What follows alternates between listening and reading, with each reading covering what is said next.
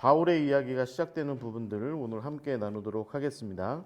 예수님 시대나 바울이 사역하던 시대는 우리는 다 일반적으로 로마 시대라고 보통 이야기합니다. 로마 시대. 이 73페이지 지도를 보시면 혹시 옆에 도와주시는 분들께서 좀 함께 해주시면 1번 에스파냐 한번 찾아보시겠어요? 1번 에스파냐. 네, 그 1번에 에스파냐라고 되어 있는데 지도의 왼쪽 끝자락 쪽에 에스파냐라고 있습니다. 에스파냐.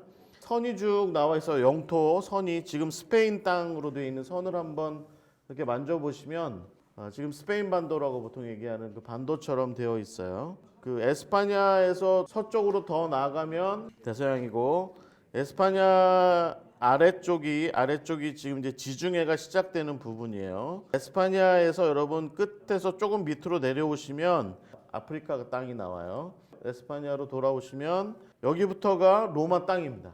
여기서 2번 갈리아, 2번이라고 되어 있는 부분이 갈리아입니다. 갈리아. 큰 2번 갈리아. 그 다음에 거기에서 시계 방향에서 보실 때 4시 방향 쪽으로 갈리아에서 4시 방향 쪽으로 내려오시면 작은 1번 로마가 있고 그 아래쪽에 큰 3번 이탈리아. 네. 여기가 로마의 본토입니다. 본토. 주전 8세기에 여기서 로마가 시작이 돼요. 네, 로물루스와 레무스라고 하는 두 쌍둥이 형제가 늑대젓 먹고 컸다고. 네, 그렇게 해서 나중에 이제 로마 제국을 건설하게 되고, 그리고 나서 이 로마가 이 이탈리아 반도로부터 퍼져나갑니다. 이제 한 주전 한 3세기 정도까지는 이 이탈리아 반도 안에서 여러 부족들이랑 막 싸우다가 나중에는 이탈리아 반도 전체를 통일하고 주전 3세기경에 아까 여러분 북아프리카 만져보셨죠? 북아프리카 쪽에 카르타고라고 있어요. 8번 카르타고랑 100년 동안 싸워요. 100년 동안.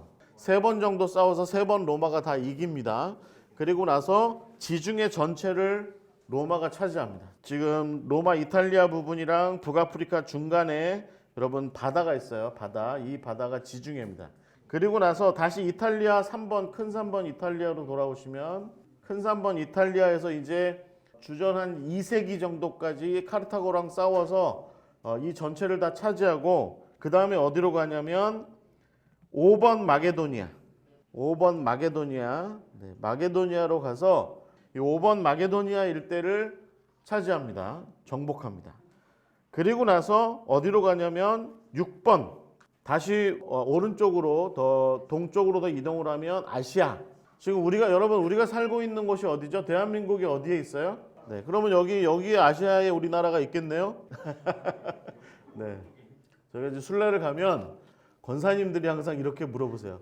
우리나라가 여기 있는겨? 라고 이렇게 물으세요. 그러면 제가 이제 여기는 소아시아라고 부르는데 로마 시대의 그 식민지 이름이 아시아였습니다. 아시아. 그래서 여러분 이 아시아라는 명칭을 잘 이해하셔야 되는 게 사도행전에 보면 바울이 전도 여행을 이쪽으로 떠나려고 하는데 예수의 영이 못 가게 했다라고 하는 그 아시아입니다. 아시아. 이 아시아가 있는 일대가 지금 튀르키. 여러분 이제 터키라고 그러시면 안 돼요. 터키는 칠면조 이름이고 튀르키 사람들 되게 싫어해요. 영어에서 칠면조 그러면 저거 터키 같은 놈 이렇게 얘기하면 뭐 좀 겁 많고 비겁하고 뭐 이런 좀 바보 취급하는 표현이에요. 그래서 터키 사람들이 싫어해서 최근에 나라 이름을 아예 바꿨어요. 튀르키 아시겠죠? 공항 도착하셔서 나 터키 왔어 이렇게 얘기하면 쫓겨납니다. 조심하세요. 농담입니다. 예수님 태어나시기 한 100년쯤 전에 이 아시아까지 로마가 다 차지해요. 그 다음에 예수님 태어나시기 한 60년쯤 전에 폼페이우스라고 하는 장군이 다시 아시아에서 출발해서 동쪽으로 더 이동을 해요. 그러면 어디가 나오냐면 안디옥, 작은 5번 안디옥이 나옵니다. 한번 찾아보시겠어요? 작은 5번. 거기가 어디냐면 따라해보세요. 수리아 안디옥. 네, 수리아 안디옥. 아시죠 여러분? 수리아 안디옥. 그 이방인의 교회가 처음 세워졌던 곳. 사도행전에 보시면 이방인을 위한 교회가 처음 세워졌던 곳이 수리아 안디옥인데 여기를 거쳐서 아래로 내려오면 큰 7번. 큰 7번은 뭐냐면 수리아, 성경에는 수리아라고 부르고 지금은 시리아라는 나라. 옛날에는 수리아라고 불렀던 여기 이 수리아까지 내려오고 그 밑에 내려오시면 작은 6번은 뭐냐면 예루살렘까지 정복해요. 그래서 기억하실 게 여러분 주전 65년쯤에 예수님 태어나시기 65년쯤 전에 폼페이우스라고 하는 장군이 예루살렘을 점령하는데 예루살렘에 성전이 있었어요. 여러분 그때 수룹바벨이 지어놓은 성전이 있었어요. 성전 안에 들어가면 성소가 있고 성소 안쪽에 뭐가 있었죠? 지성소 있잖아요. 성소하고 지성소 사이에 이렇게 막이 이렇게 쳐져 있었어요. 막이. 그때 당시에 제사장이 폼페이우스한테 뭐라고 얘기했냐면 저 안에 들어가시면 죽습니다. 지성소에 들어가면 어떻게 돼요? 죽을 수도 있다. 안 죽을 수도 있지만 죽을 수 있다. 그래서 여러분 대제사장 옷자락 끝에 뭐가 달려 있어요? 방울이 달려 있잖아요. 방울이. 그래서 이제 폼페이우스가 로마 사람이잖아요. 이 사람은 유대인이 아니고 로마 사람이잖아요. 궁금해가지고 그 천막 안에 고개를 집어넣어 봤대요. 천막 안에 고개를 쑥 집어넣어 봤더니 거기 아무것도 없더라는 거죠. 이제 그때 당시엔 법궤는 없었고 그 그룹 천사 둘이 이렇게 날개를 쭉 펼치고 있는 그 그룹 두 마리냐? 천사는 두 마리라고 그래야 돼요? 두 분이라고 그래야 돼요? 두 분 천사 두 분이 딱 날개를 펼치고 있는 거죠. 그래서 이 폼페이우스가 고개를 다시 쑥 뺀 다음에 가만히 있다가 이렇게 얘기했대요. 안 죽는데? 그렇게 옆에서 얘기했던 레위인 중에 한 사람이 있었는데 그 사람을 처형했다라는 그런 이야기야. 그래서 이 폼페이우스가 예루살렘을 정복할 때 한 3,000명 정도의 얘기에 따라서는 5,000명이라고도 하고 유대인들을 잡아갔어요. 그래가지고 그때 이 사람들을 노예로 팔았어요. 이때 당시에 로마는 정복한 나라의 사람들을 데려다가 노예로 팔아서 판 돈으로 나라의 부를 많이 축적했어요. 그래서 이때 당시에 많게는 5,000명, 적게는 3,000명 정도의 사람들이 포로로 잡혀갑니다. 그래서 주전 60년경에 포로로 잡혀가요. 이때 유대 땅과 예루살렘이 이때 로마화가 됩니다. 로마의 식민지가 돼요. 이때 정권을 차지한 사람이 누구냐면 헤롯 안티파터라고 있는데 그 아들이 누구냐면 헤롯입니다. 헤롯. 여러분 예수님께서 태어나실 때 베들레헴에 있는 아기들은 다 죽여라. 이렇게 얘기했던 그 왕, 그 헤롯의 집안이 이때 폼페이우스와 로마한테 잘해주는 바람에 이 유대 땅의 정권을 차지하고 로마로부터 유대의 왕, 너가 유대의 왕이야라고 하는 그 칭호를 그때 얻게 돼요. 네. 자, 그 6번, 작은 6번 예루살렘 한 9시 방향으로 조금 내려오시면 알렉산드리아, 작은 7번 알렉산드리아. 여기가 어디냐면 이집트입니다. 이집트. 성경에는 뭐라고 부르죠? 이집트를? 애굽이라는 곳입니다. 여기가 이집트고 여러분 나일강을 느껴보실 수 있죠. 나일강을 손가락으로 만져보시면 나일강이 이렇게 펼쳐져 있고 이스라엘 백성들이 그러니까 예루살렘 쪽으로부터 이 이집트로 요셉이 팔려왔고 또 야곱의 자식들이 여기에 내려와서 430년 동안 살았고 그리고 예수님도 헤롯이 죽일 것을 피해서 예수님의 부모님이 여기까지 피난을 오게 된 거죠. 자, 큰 8번 이집트. 로마 제국을 에스파니아로부터 한 바퀴 뺑 돌아서 이집트까지 온 거예요. 이집트에서 10시 방향쯤 쪽으로 올라가면 큰 9번 아프리카가 나옵니다. 아프리카. 그 다음에 다시 거기에서 한 아프리카로부터 11시 방향 쪽으로 조금 올라오면 에스파니아가 우리 처음 출발했던 에스파니아가 나오는 거예요. 로마 제국의 영토 구분선이 있어요. 노란색 선 따라서 한번 좀 만져보세요. 쭉 만져보시면 여러분 크기를 느껴보실 수 있습니다. 로마 제국의 크기. 그리고 맨 마지막에 한 가운데 지중해를 느껴보세요. 자, 다 느껴보셨죠? 그래서 여러분 가운데에 지중해가 있죠. 지중해가. 그 이름이 지중해인 이유가 뭔지 아시겠죠? 로마 제국 땅이 지금 스페인으로부터 갈리아, 그리고 지금 프랑스, 이탈리아, 그리스, 지금 튀르키예, 그다음에 지금 시리아와 이스라엘이 있는 땅, 애굽 땅, 아프리카, 지금 뭐 리비아, 뭐 무슨 튀니지, 그다음에 모로코 뭐 이런 나라들이 있는 나라까지 다 영토로 삼아서 가운데에 있는 바다가 드넓은 바다인데 지중해라고 부른 거죠. 자기들 영토 안에 바다가 들어 있으니까 지중해라고 이렇게 부르게 된 거예요. 자, 그렇게 이해하시고 이 로마가 이렇게 해서 주전 8세기 정도부터 로마라고 하는 도시에서 시작해서 주전 3세기에 포에니 전쟁이라고 하는 전쟁을 통해서 카르타고랑 싸워서 지중해를 차지하고 그 다음에 마게도니아, 지금 그리스 땅 마게도니아를 차지하고 지금 터키 땅에 있던 아시아, 여러분 성경에 버가모라고 있죠. 요한계시록에 보면 버가모, 요한의 7도시 중에 버가모라고 하는 나라가 있었어요. 나라를 차지하고 그 식민지의 이름을 아시아라고 바꿔서 이 터키 땅까지 차지하고 그 다음에 밑에 있는 이스라엘도 차지하고 이집트도 다 차지하고 나서 로마 제국을 완성하게 된 거죠. 지도상에 여러분 손으로 느껴보신 지금의 이 영토는 주후 1세기 사도 바울 이후에 사도 요한이 늙어서 에베소에서 열심히 사역할 때쯤에 이 로마 제국의 영토가 이만큼 됐어요. 그런데 예수님 시대나 바울 시대나 요한 시대나 영토는 비슷했습니다. 조금의 크기 차이는 좀 있었어도 이 정도, 다 이 정도에서 여러분 이 당시 로마 제국이 이 정도였다라고 하는 걸 좀 아시고요. 그때 당시에 로마가 인구가 5천만 정도, 뭐 지금부터 2000년 전이니까 그 5천만은 그때 당시에 전 세계 인구의 4분의 1 정도가 이 로마 제국 안에서 로마 황제의 통치를 받았던 그런 시절의 이야기입니다. 이런 걸 좀 잘 이해하시고요. 이때 제가 아까 폼페이우스 장군이 예루살렘에서 성전 안쪽에서 지성소 안에다가 머리를 한번 띠밀었다고 그랬죠. 그리고 나서 나 안 죽어, 이렇게 하면 죽는다고 얘기한 놈 잡아와. 그러고서 그 사람은 처형하고, 그리고 나서 3,000명에서 5,000명 정도 되는 사람들을 노예로 갖다가 팔았어요. 유대인들을 노예로 팔았어요. 그때 팔려나간 사람이 누구냐면 바울의 아마 할아버지쯤 되는, 증조 할아버지나 할아버지쯤 되는 사람이 이때 노예로 팔려가게 됩니다. 학자들의 얘기로는 팔려나가서 어디로 가냐면 로마 군단에 가서 노예로 살아요. 로마 군단 내에는 어떤 일을 하는 사람 노예가 있었냐면 로마 군인들을 위한 천막, 군인용 텐트 있죠. 분대 단위 사람들이 한 8명 정도 되는 로마 군인들이 잘 수 있는 텐트.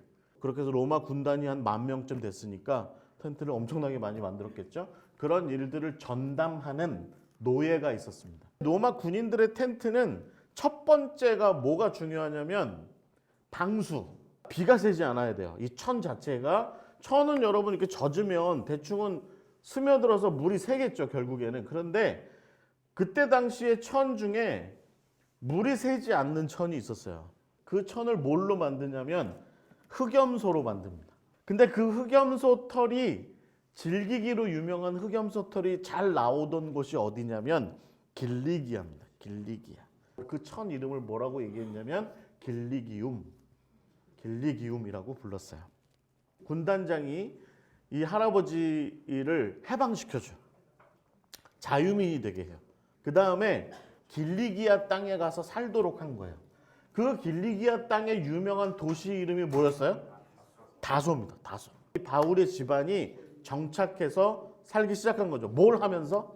천막 만드는 일 하면서. 그런데 바울의 조상이나 바울의 집안은 그 천막을 만들면 그 천막은 민수용이 아니라 대체적으로는 군남용. 그래서 자기들을 해방시켜준 군단에다가 계속해서 이걸 납품하는 거예요. 바울의 시대에는 이게 괜찮았던 방식이 뭐냐면 천을 떼다가 천막을 만들어요. 그래가지고 로마 군단에다가 납품하죠. 그러면 로마 군단으로부터 뭘 받아요? 돈 받죠. 그렇죠? 받은 돈에서 일부를 떼서 자기를 자유민이 되게 해준 군단과 군단장과 군단에 있었던 그 높으신 분들한테 뒷돈을 줘요. 요즘에는 이렇게 하면 어떻게 돼요? 군납비리죠. 잡혀가요. 근데 바울의 시대는 이게 합법적이었어요. 그렇게 해서 독점을 하게 돼요. 한 개 군단 10,000명쯤 되는 군인들을 위해서 천막을 만들어서 공급하면 굉장히 안정적인 수입원이 되지 않겠어요? 추측하기는 바울의 집안이 그래서 못 살지 않았다. 자, 이해하시겠죠? 그래서 바울이 어떻게 다소에서 태어나게 됐는지에 대한 이유가 이제 이렇게 되는 겁니다. 여러분 그 다음 얘기는 잘 아시죠? 여러분 사도행전에 보면 스데반이 순교하죠. 여러분 기억하시죠? 그 스데반이 순교할 때의 이야기를 가만히 읽어보시면 스데반하고 싸운 사람들이 나와요. 언쟁을 벌인 사람들. 예루살렘에서 스데반이랑 언쟁을 벌인 사람들을 뭐라고 얘기하냐면 자유민의 회당 사람들이라고 얘기합니다. 자유민의 회당 사람들이 스데반이 하는 얘기가 말도 안 된다고 생각하니까 산헤드린에다가 고발을 했고 스데반이 산헤드린에서 결국에는 유죄 판결을 받고 돌로 쳐 죽이는 벌을 받아서 거기서 처형되는, 그래서 순교하게 되는 거예요. 그 자리에 누가 있었죠? 바울이 있었죠. 사울이라고 불리는 바울이 있었고 그 돌로 쳐 죽이는 그 일을 했던 사람들 옆에서 그들의 옷을 맡아주고 있었잖아요. 근데 이 돌로 쳐 죽이는 일을 하는 수행했던 사람들을 대체적으로 자유민의 회당 사람들이라고 보통 얘기하거든요. 이 자유민의 회당이라고 하는 곳이 어느 곳이냐면 길리기아 출신, 그 다음에 그레데 출신, 북아프리카의 구레네 이런 데 출신 사람들이 모여서 예루살렘에서 말하자면 디아스포라 유대인들끼리 자기네들끼리 회당을 만들었는데 그 회당이 자유민의 회당이었던 거죠. 그러니까 다소가 길리기아에 있었으니까 바울은 이 자유민의 회당 사람들이랑 나름대로 관계가 있었겠죠. 그러니까 그들이 스데반을 죽이는 일에 앞장서서 뭔가를 하고 있을 때 바울은 그 옆에서 그들의 옷을 맡아주고서 그 일을 옳다. 저들은 이제 옳은 일을 하고 있는 거다라고 이제 이렇게 생각을 했던 사람이 바울이었습니다. 바울은 왜 이런 행동을 할 수 있었을까요? 그것은 결국 다소에서 살고 있었던 이 할아버지나 아버지가 우리는 여기서 이제 먹고 살 만큼 됐으니까 우리 자식 중에 하나는 예루살렘에 가서 성공했으면 좋겠다 라는 생각을 해서 고향으로 보낸 거예요. 고향으로 보내서 예루살렘에서 좀 성공했으면 좋겠는데 예루살렘에서 성공한다는 건 사업적으로 성공한다는 것보다 그들의 본향 땅 종교적으로 나름대로 좀 성공한 사람이 되기를 바랬고 그 방법 중에 하나는 성전에서 사역을 하는 사두개파의 제사장 쪽이 되거나 아니면 바리새파의 일원이 되거나 라고 하는 게 된 거죠. 그래서 사두개파의 제사장이 될 수는 없었으니까 제사장은 대대로 물려받는 거니까 자식이 바리새파로서 성공을 하기를 바랬고 그래서 예루살렘에서 누구한테 배우냐면 가말리엘이라고 하는 사람한테 배우게 된 겁니다. 가말리엘이 스승이 누구냐면 스승이라기보다는 뭐 스승이기도 하고 장인어른이라고도 보통 얘기하는 사람이 누구냐면 힐렐이라고 하는 아주 유명한 랍비가 있었습니다. 바리새인 선생님이 학자가 있었는데 그래서 여기를 힐렐 학파라고 보통 이야기하는, 그러니까 바울은 힐렐 학파에서 공부한 거예요. 바리새파 중에서도 양 거두가 있었어요. 하나는 힐렐이었고 다른 하나는 샴마이가 있었어요. 근데 힐렐 학파는 약간 온건한 사람들이었습니다. 여러분 기억하시죠? 힐렐의 제자 중에 가말리엘이 예수 믿는 사람들이 예루살렘에서 뭔가 문제가 됐을 때 뭐라고 얘기하냐면 야 옛날에 그 드다도 갈릴리에서 그런 문제 일으켰었는데 다 자진해서 없어졌어. 그러니까 우리가 내버려 두면 그들이 스스로 없어질 거야. 이렇게 얘기하고 너무 무리하게 좀 폭력적이거나 그런 방법, 좀 극단적인 방법을 쓰지 않기를 바랬던 사람들이 힐렐 학파였던 반면에 샴마이는 극단주의자들이 많았습니다. 그 제자들 중에 이런 극단주의예요.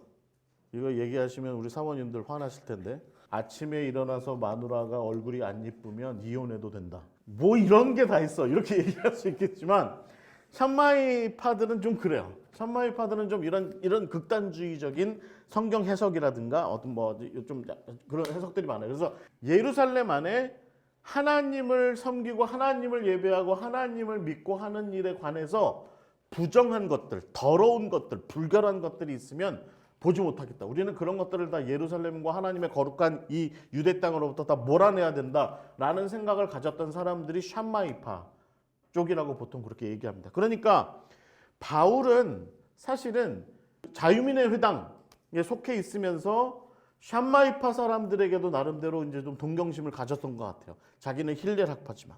그래서 나중에 여러분 성경학자 중에 앤드류 화이트 같은 사람들은 뭐라고 얘기하냐면 바울이 원래 힐렐 학파였는데 스데반의 죽음을 기점으로 해서 샴마이파로 돌아섰다. 그래서 이 사람이 약간 좀 극단적인 분파로 돌아섰다. 이제 이렇게 보통 얘기합니다. 그러니까 나중에 여러분 바울이 우리가 사도행전 8장 이후에 아시는 얘기가 뭐예요? 예수 믿는 사람들을 자기가 직접 나서서 잡아서 옥에 가두고 고문하고 죽이는 일에 사실은 바울이 참여해서 나중에 내가 사실은 죄인 중에 괴수였다라고 이렇게 이야기하는 그 스토리가 그렇게 형성이 되는 거죠. 바울은 굉장히 극단적으로 열정적인 사람이었는데 마음쪽 한 구석에 이게 내가 지금 이렇게 하는 것이 옳은가라고 하는 생각을 가지고 있던 차에 다메섹으로 가는 길에 예수님을 만났고 내가 네가 핍박하는 예수다라고 하는 그 이야기를 듣고 거기서 돌아서서 예수 믿는 사람으로 예수를 증거하는 사람으로 변화하게 되죠. 여러분 우리가 사도행전의 이야기들을 계속 읽어 내려가다 보면 그 이야기가 어떻게 전개되냐면 바울이 다메섹에서 복음을 증거하기 시작했고 저 밑에 아라비아도 내려갔다가 예루살렘에 갔다가 그 다음에 어디로 가냐면 이 예루살렘과 아라비아와 다메섹에서 바울이 예수를 믿는 사람들에게도 인정을 받지 못하고 또 자기가 옛날에 동류로 여겼던 바리새파나 또 어떤 유대주의자들, 유대교파 사람들한테도 서로 인정을 받지 못하게 되는 상황이 되니까 결국은 바울이 어느 쪽에도 인정을 못하는 상황에서 결국은 고향으로 돌아가게 돼요. 그 고향이 어디냐면 다소입니다. 다소. 보통 학자들이 뭐라고 얘기하냐면 다소에 돌아갔을 때 바울이 한 10년 정도의 세월을 다소에서 보냈다.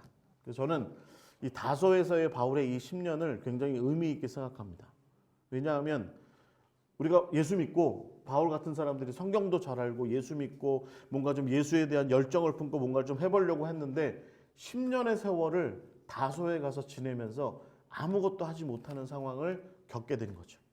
10년의 세월을 보내고 나서 그리고 나서 거기에서 바나바가 찾아와서 이제 바울을 어디로 데리고 가요?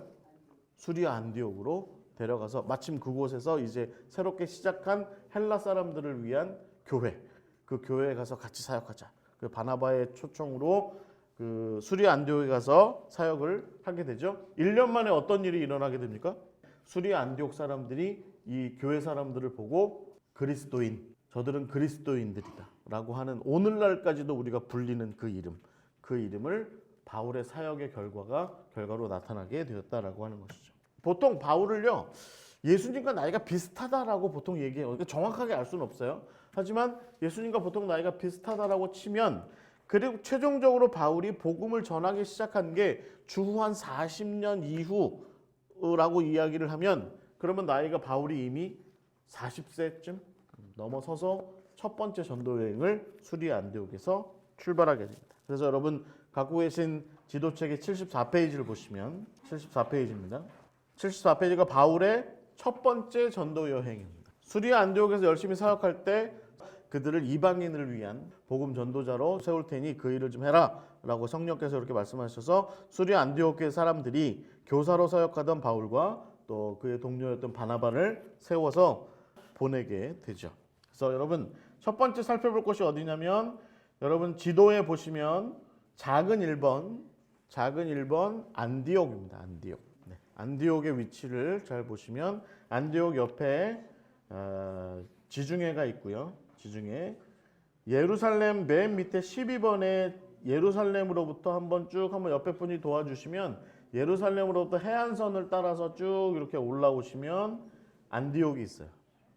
지금은 여기 안디옥을 갈 수 없어요. 왜냐하면 2년 전에 큰 지진 났었죠. 튀르키예에서 큰 지진 났었어요. 지금 안디옥도 다 무너졌어요. 도시가 완전히 무너졌기 때문에 여기 좀 들어가기 어렵고요. 그 안디옥에서 여러분 그 한 8시 방향 쪽으로 내려오시면 실루기아가 있습니다. 실루기아. 네. 바울이 사도행전 13장에 보시면 안디옥 교회로부터 파송을 받아서 어디로 가냐면 실루기아로 가요. 실루기아. 이 실루기아는 안디옥의 외항, 서울의 외항이 인천이듯이 이 안디옥의 외항도 실루기아입니다. 바울은 어찌됐든 이 안디옥으로부터 실루기아라고 하는데 차로 가면 1시간쯤 걸립니다.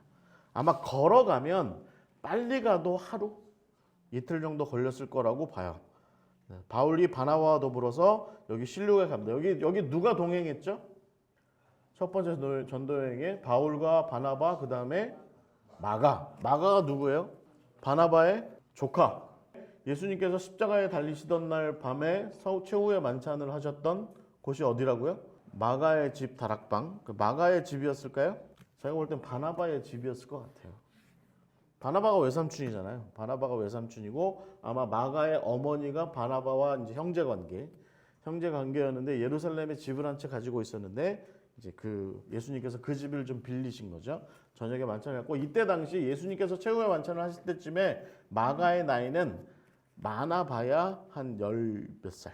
그래서 그날 밤에 예수님께서 체포되시는 그 소동이 일어나니까 이렇게 혼이불을 가지고 나가서 구경하다가 무서우니까 도망갔다. 굉장히 아주 극적인 드라마틱한 표현이죠. 이 청년은 무서워서 도망갔다. 도망간 청년이 이때 안디옥에 와서 삼촌 바나바가 야, 너 보니까 너 좀 정신 좀 차려야 될 것 같아. 삼촌이랑 전도여행 좀 같이 가자. 바울이랑 같이 전도여행 가자. 그래서 삼촌 따라서 전도여행 가서 실루기아에 왔어요. 이 실루기아에서 그 다음에 어디로 가냐면 여러분 화살표를 따라서 쭉 내려오시면 살라미 3번 살라미라고 하는 곳으로 가는데 여기는 어디냐면 구브로라는 섬입니다. 구브로 따라해 보세요. 구브로. 지금은 사이프러스 우리나라랑 같이 분단 국가입니다.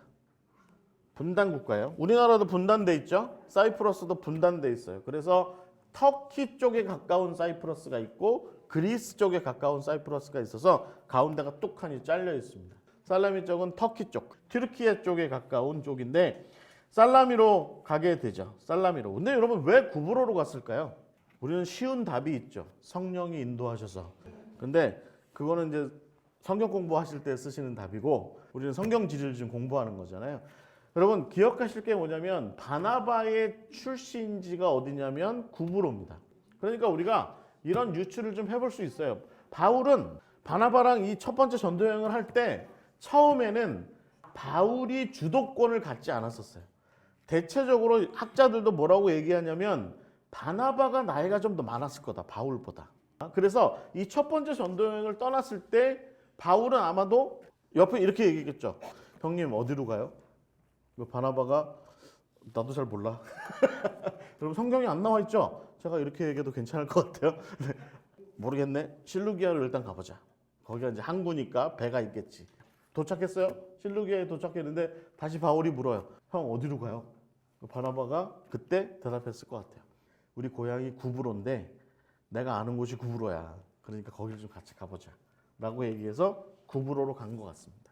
그래서 자기 고향이 있는 곳, 그 가족들이 있는 곳, 자기 집안이 있는 곳 구브로로 가서 첫 번째 살라미로 도착해서 구브로의 주 도시는 구브로라고 하는 로마 식민지의 속주 수도는 어디냐면 바보.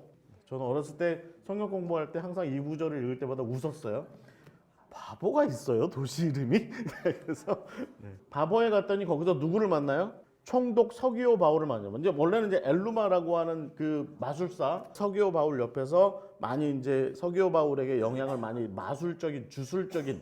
주술적인 영향을 많이 끼치고 있었는데 그래서 이때 당시 로마 사람들이 점 보는 거 되게 좋아했거든요. 나중에 우리가 이제 오늘 얘기 나누면서 이 점 치는 얘기가 많이 나오게 되는데 점 보는 걸 좋아했으니까 이제 총독이라 할지라도 그리고 로마의 어떤 귀족이라 할지라도 그리스와 로마의 철학을 많이 공부했다 할지라도 점치고 하는 일들을 놓지는 않았습니다. 그래서 자기 주변에 엘루마 같은 점 보는 사람을 두었던 거죠. 그런데 바울이 그를 쫓아내죠.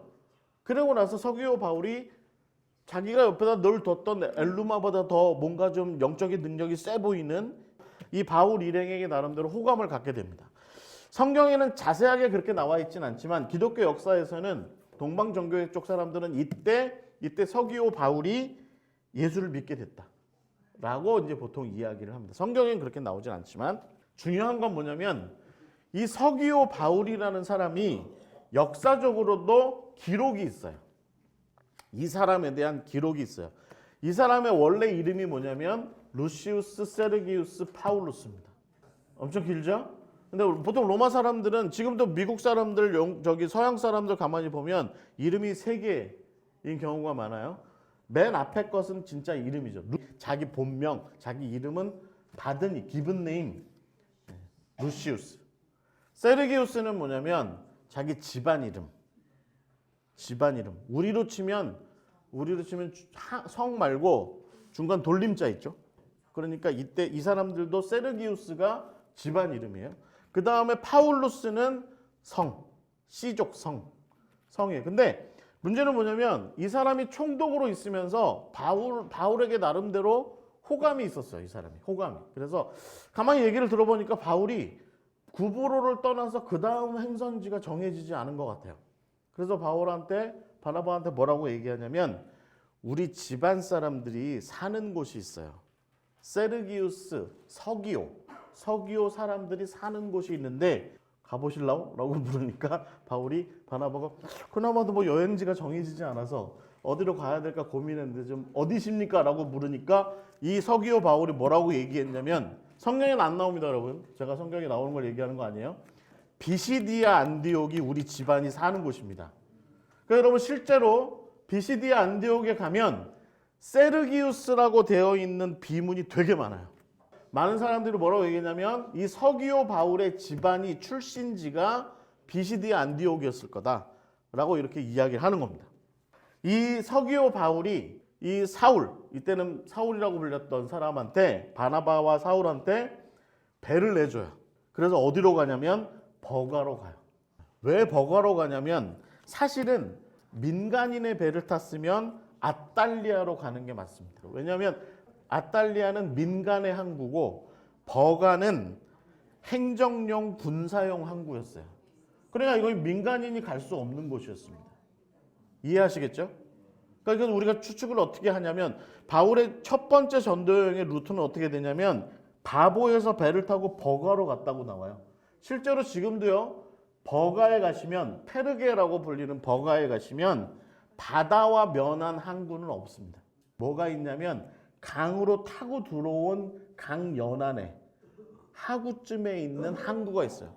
여기는 로마의 행정을 하는 사람들이나 군인들 그런 사람들이 사용하는 항구였어요. 그러니까 바보에서 버가까지의 바울이 탔던 배는 어떤 배였을까요?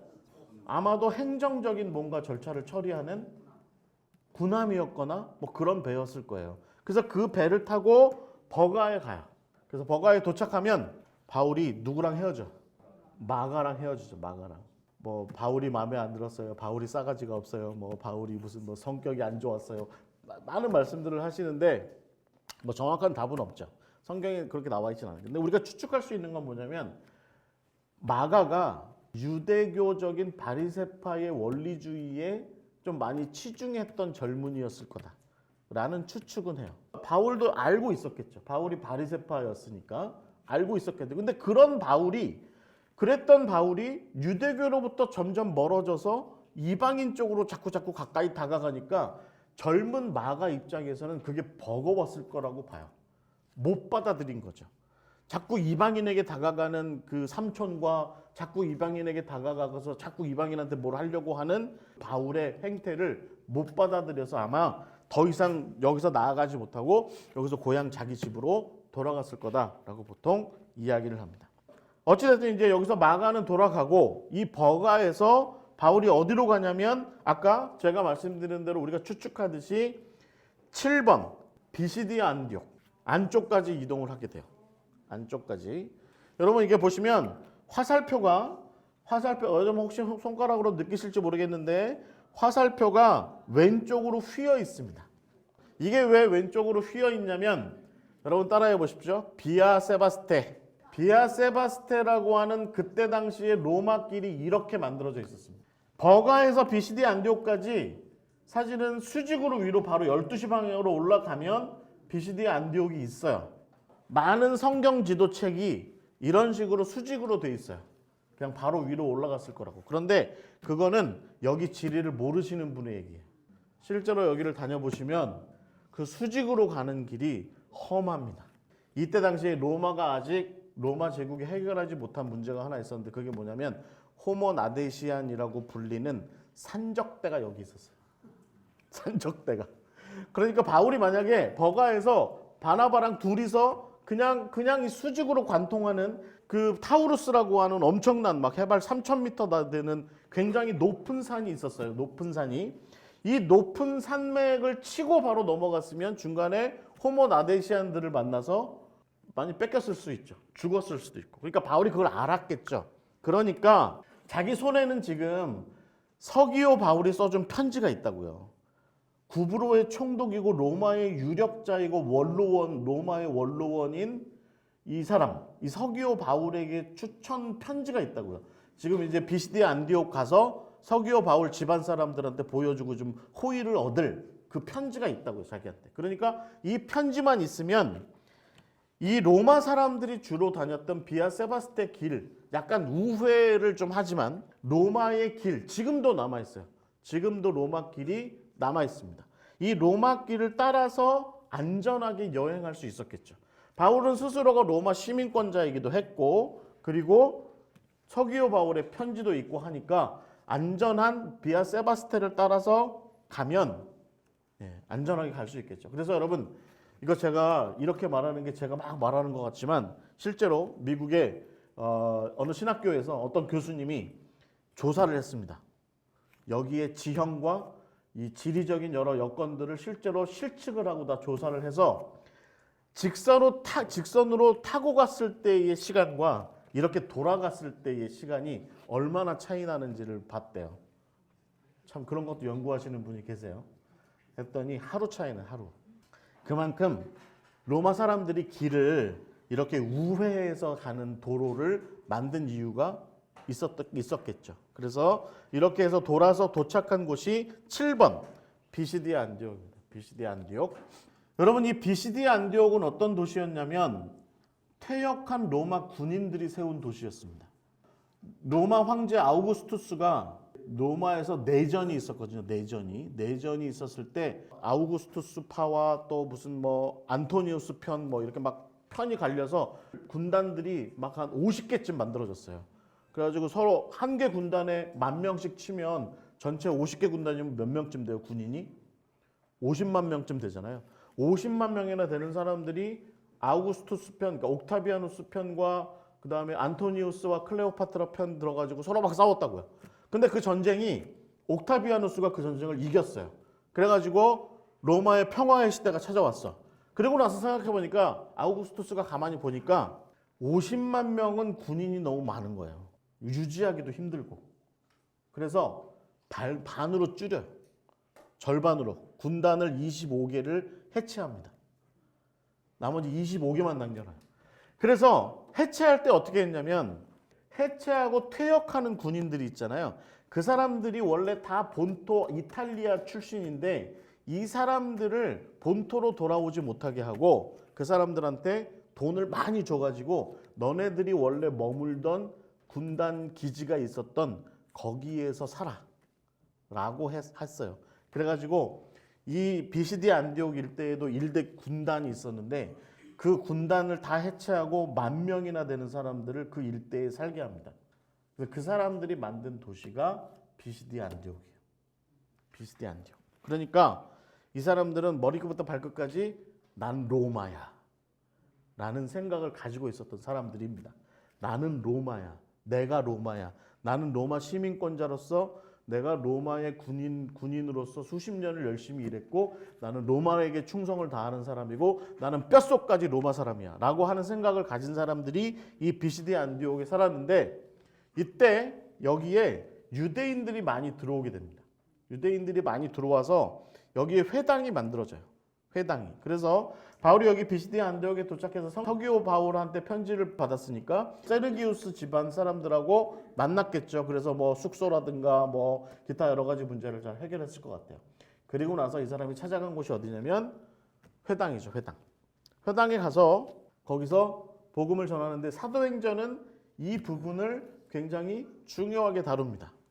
왜냐하면 여기에서 바울이 바나바를 통하지 않고 바나바를 넘어서서 스스로 우리가 보통 케리그마라고 얘기하는 예수 복음을 이 회당에서 전하게 됐는데 이때로부터 사도행전의 표현이 어떻게 바뀌냐면 바나바와 바울이라고 되어 있다가 이 설교를 하면서부터 사도행전의 표현이 바울과 바나바로 바뀌게 돼요.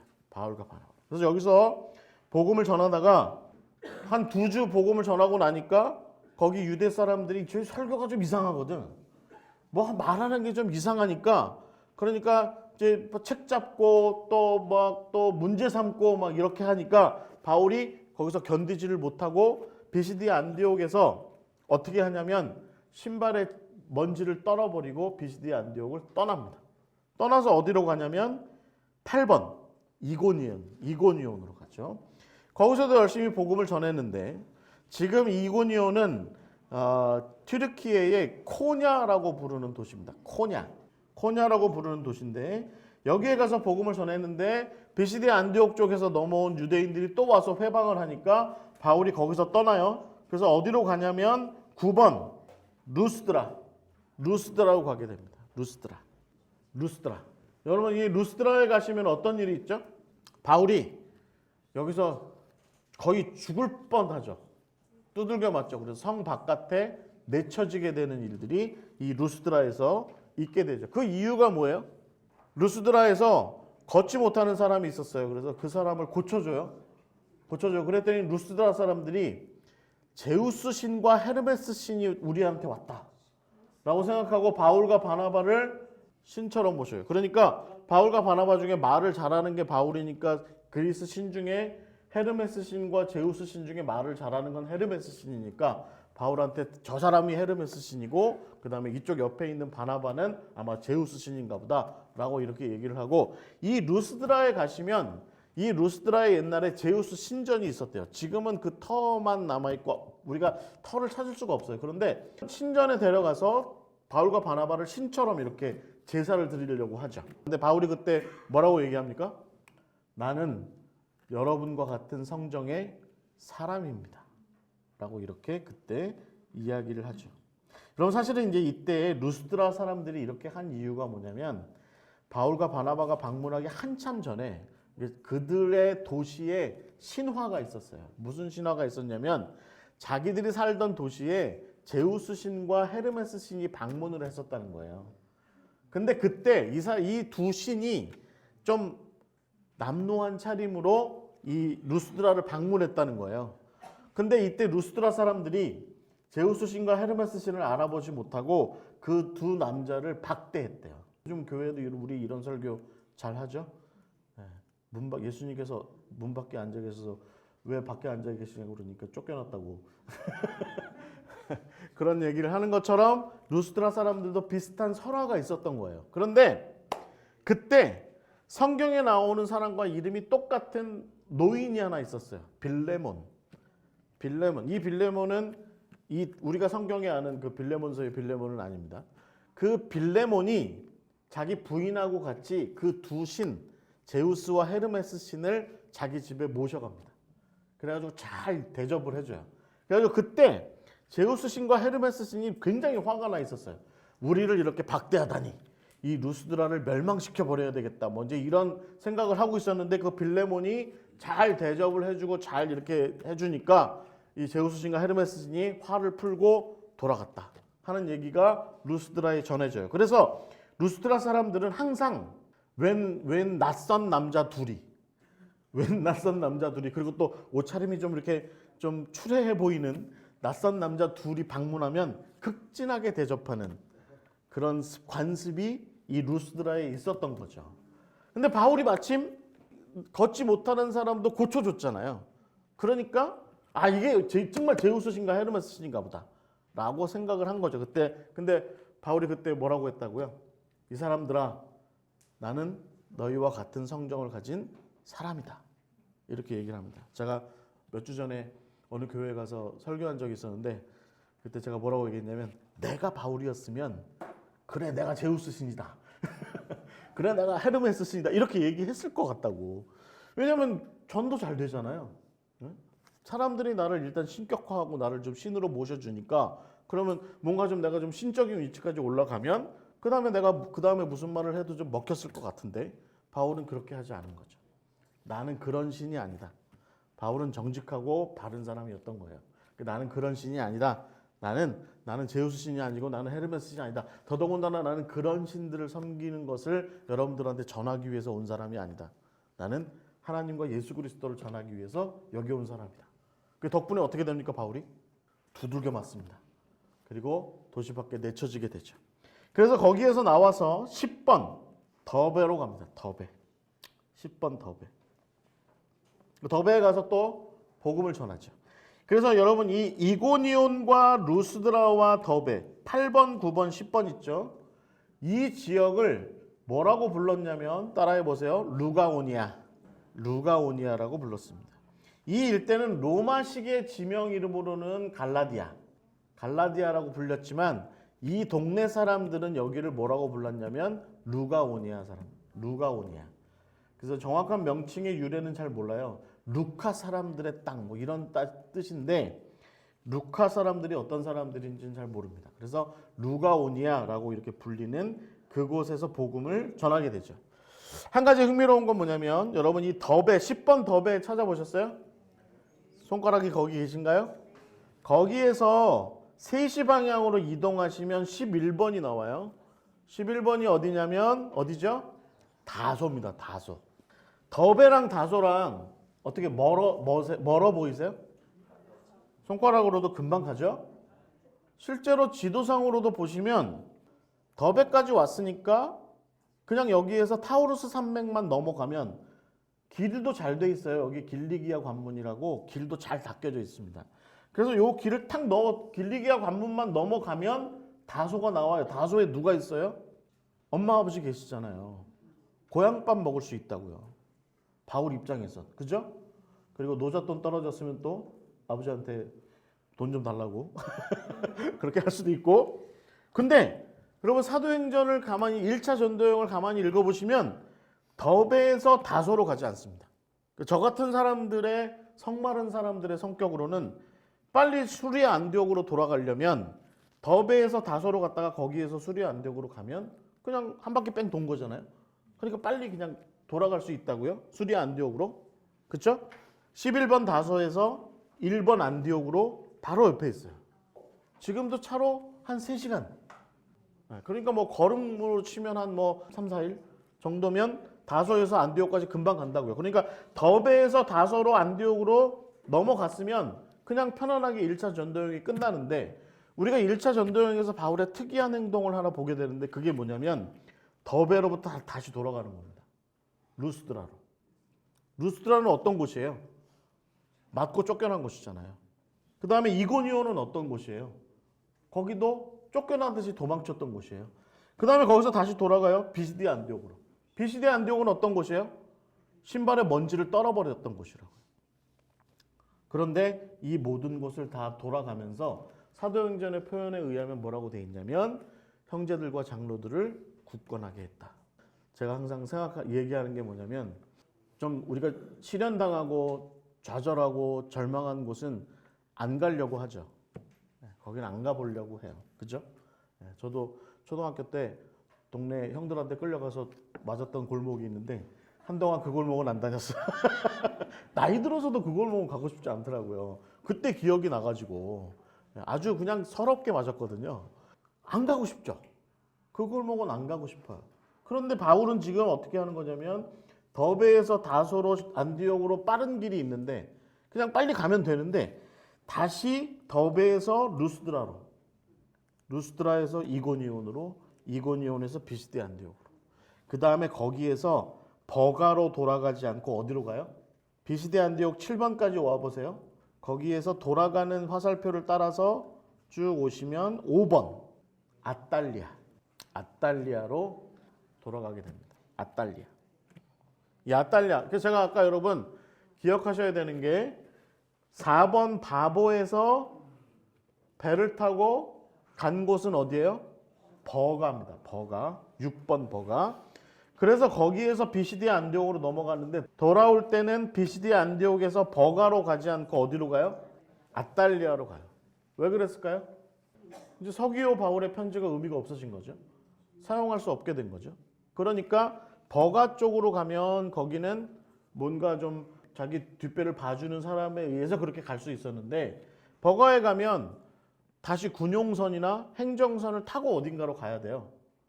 근데 거기서 자기가 그런 배를 이제는 다시 이용할 수 없는 거죠. 그래서 다시 돌아가려니 버가에 가서는 배를 탈 수가 없고 민간용 배가 있는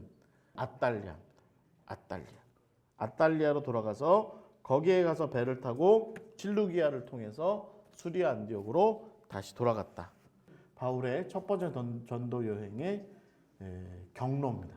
파송받은 곳으로 수리아 안디옥으로 돌아가서 자기가 어떤 일들을 겪었는지에 대한 이방인들을 위해서 사역했을 때 어떤 일들이 일어났는지에 대한 이야기를 거기서 나눴다. 우리가 2차 전도여행 때 이야기를 할 건데 우리 2차 전도여행 때 우리 조무선 목사님이 주로 그리스 쪽 얘기를 주로 많이 하실 거기 때문에 제가 한 가지만 제가 더 말씀드릴게요. 9번 루스드라입니다. 9번 루스드라. 루스드라에 가시면 유명한 집안이 있었어요. 어떤 집안이었죠? 할머니 이름이 로이스고 엄마 이름이 유니게고 그 다음에 아들놈 이름은 디모데. 루스드라 출신입니다. 그래서 제가 이제 농담 삼아 하는 얘기는 뭐냐면 더베까지 갔다가 왜 바울이 다시 다소로 가지 않고 그래서 집으로 돌아갔다가 안디옥으로 가지 않고 다시 루스드라로 돌아갔겠냐? 로이스의 밥이 맛있어서. 내가 맞아 죽는 한이 있어도 로이스한테 가서 밥을 한 개 더 먹고 가야 되겠다. 근데 실제로 여러분 바울은 1차 전도여행, 2차 전도여행, 3차 전도여행 내내 3번에 걸친 전도여행 내내 늘 거치는 곳이 어디냐면 이 갈라디아입니다. 갈라디아를 늘 거쳐가요. 갈라디아만 거쳐갔겠어요? 그러면 루스드라도 거쳐갔다는 거죠. 루이스 권사님의 밥이 맛있어서 맛있어서 사도행전의 16장의 이야기를 가만히 읽어보시면 이 디모데에 대해서 뭐라고 표현하냐면 이렇게 돼 있어요. 착해.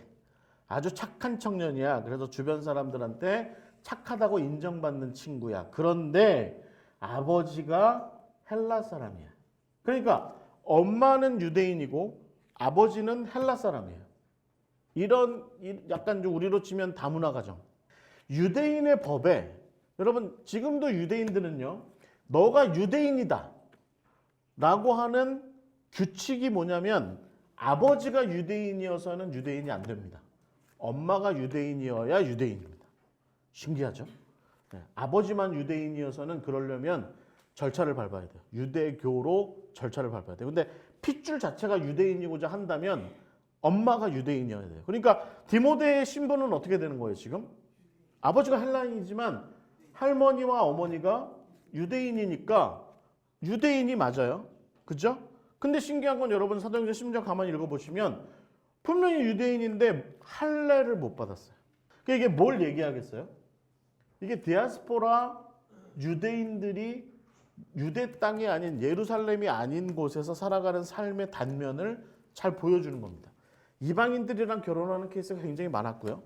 아버지가 헬라 사람인데 어떤 이유에서인지 만약에 이 친구가 만약에 아버지가 잘 살아 있었으면 헬라 사람들은 굉장히 개방적인 사람들이었기 때문에 자기 아들을 헬라인으로 키웠겠죠.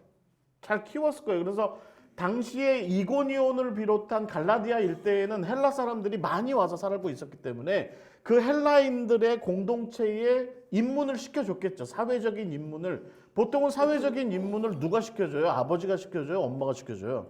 아버지가 시켜줄 거 아니에요. 어찌된 일인지 얘가 헬라 사람으로서도 인정을 받지 못하는데 더더군다나 엄마가 유대인인데 그러면 엄마 따라서 그럼 유대인이 잘 됐어야 되는데 뭘 못 받았어요? 할례를 못 받았어요. 그러면 유대인들의 생각에 할례를 못 받은 유대인들은 유대인인가요? 저놈은 유대인은 맞는데 유대인으로 보기가 어려워 라는 생각을 이고니온이나 루스드라 쪽의 유대인들이 했겠죠. 그래서 제가 디모데는 누구인가 라고 하는 논문이 있더라고요. 그래가지고 논문을 읽어봤어요.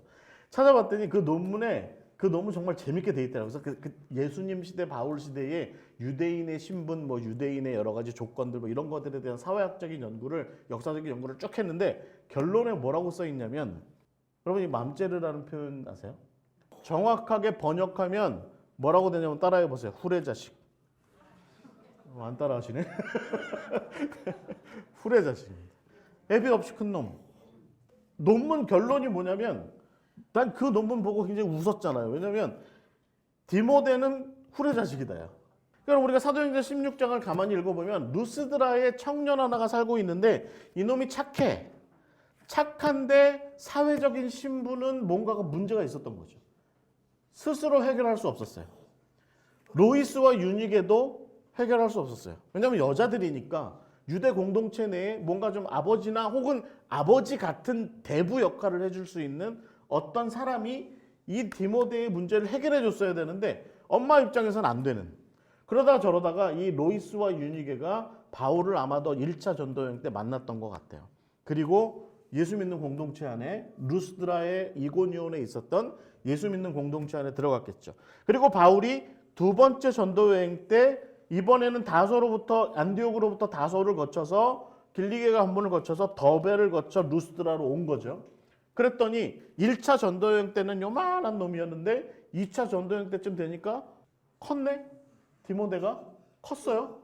그러니까 바울의 입장에서 쟤 괜찮은데, 쟤는 애는 괜찮은데 디모데는 평생에 뭔가 약간 바울의 눈에 볼 때 성에 덜 차는 제자로 남아 있어요. 바울이 아마 이때쯤에서는 내가 왜 그때 마가를 그렇게 보냈을까? 뭐 이런 생각을 좀 했던 모양이죠. 이번에는 내가 이 친구는 잘 받아주리라 하고서 디모데를 데리고 가서 유대인 문제 때문에 할례를 행해 주는 거죠.